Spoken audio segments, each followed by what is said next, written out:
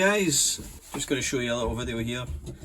So today I'm going to be doing a nice quick install of a shift boot kit for the Honda Acty. Now it must be a common fault on these trucks because you can assume that they've been used for kind of commercial purposes and they've probably not had an easy life. This one's only done 109,000 kilometres, which is roughly about just over 60,000 miles. But the shifter, if you have a wee look, there's quite a lot of free movement. I mean, it's quite a lot actually. You know, that's a lot of free slop in the old shifter. It's not so bad front and back, but yeah, side to side movements pretty bad. Now Honda don't actually make a replacement shifter for this. The only option is kind of aftermarket. You could probably custom 3D print one, but I found a company in America called Powered, and they were nice enough to supply me with a shift boot kit. So I bought the full kit. It was, can't even remember how much it was, $45, which I don't know how much that is in today's conversion rate, but probably 30 quid. And it comes with a full kit, and they even chucked in a little sticker there, wee Honda Acty. It's quite smart. Cheers for that, guys. And this is the kit. So it consists of a number of bushes and inserts, washers, a couple of split pins and some grease. So they actually do have a video on their YouTube page of how to fit it. I have watched it before, but I'm just going to go balls deep and you should be able to figure it out. It's just a shift boot kit. So there is just 3 screws, 1, 2, 3. Once you've removed all 3 of those, this just lifts up. If I can get it past this aftermarket shifter gizmo, which is green. It just lifts up like that. And here we go. So here is the offending item. So you can see it a little bit better. The main culprit is this. This is obviously the shifter linkage here. Now there is meant to be like a washer in here, like a sleeve almost, but it's disappeared. And I think I tried to botch it with a washer just to take up the side to side movement. But you can see there's loads of slack there, like free movement. And it's obviously emphasised the higher up the leverage is, so yeah. But it only really is this one I need to replace. However, I bought the full kit, so I may as well just do the whole lot, and it should make it nice and tight. So first things first, I'm going to remove this little split pin here and take off this. I'll slide off this shifter linkage. Right, so once you've removed the split pin, you can see this just slides out. There's a big washer on the outside which should come off. This is usually usable, so keep that safe. Now you can see that on this rod there is literally no bush on the, or sleeve rather, on the inside of this shifter linkage. This should have a sleeve in the middle of it, but you can see it's totally just it's gone, it's disappeared. So that's really what we need to replace. And this washer, that was me that put that there just to try and take up the lateral movement, but it didn't really do anything at all. So you can discard this. And what we need to do is get the shift kit, the bush kit, and there should be a sleeve which should press right into here. So that should hopefully make it a lot tighter. That's better. So that's the new bushing in. It's kind of evenly pushed through, maybe just a little bit more.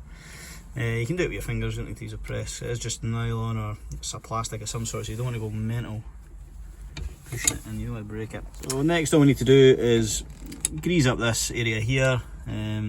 I would say clean it up with a wire brush, but I don't think it's going to make too much of a difference. And then put the bushing back on. That's entertaining, isn't it? Like, whee! That's crazy. Right, let's get this back together. So that's the new sleeve and the shim put back in as well with the new split pin. And look at that, there's hardly any like back and forward movement on the actual linkage itself. It's all on the, the actual housing itself now. So I mean that's much better already. So you see the only movement now is in the actual, this whole assembly itself. So the next thing we're going to do is replace the sleeve here and also this ball joint kind of bush, which is where the majority of the actual pivot comes from. So let's take this 12mm, and there's no 14 behind this one, it's a captive bolt, so it's just a 12mm for this one. Okay, so the 12mm off, this just slides right off here, and you can see this is the actual sleeve that we're going to be replacing. It elongates and gets bigger and it doesn't really do as good a job. I'm going to take that off, and also I think this piece here. And this is the actual kind of pivot bush, which it's got quite a bit of free movement in it. You can feel that just back and forward movement there.